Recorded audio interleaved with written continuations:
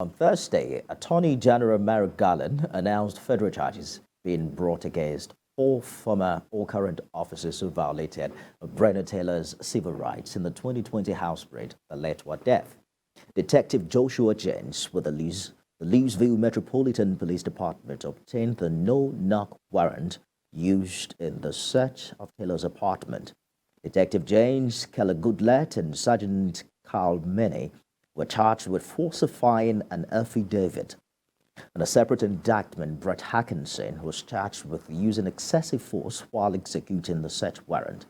Attorney General Garland said falsifying the warrant is what ultimately led to Taylor's death because those officers shouldn't have been in a home and Breonna Taylor should have been alive today.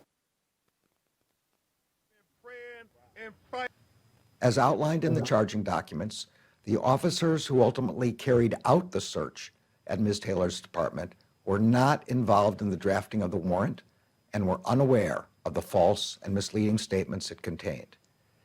When those officers executed the search warrant, Ms. Taylor was at home with another person who was in lawful possession of a handgun.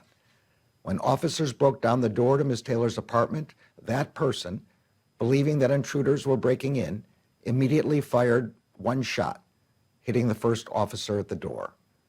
Today's 874 days. So today, on day 874, y'all learning that what I've been seeing, let me fix that.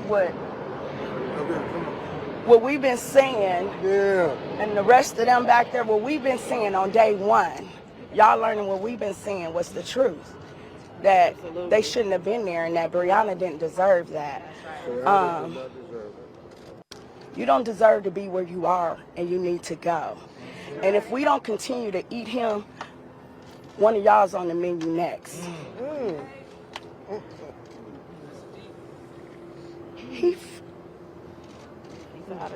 He was dead wrong. Yes, dead wrong. It didn't start with him, but he had the right to do the right thing, and he chose not to. So again,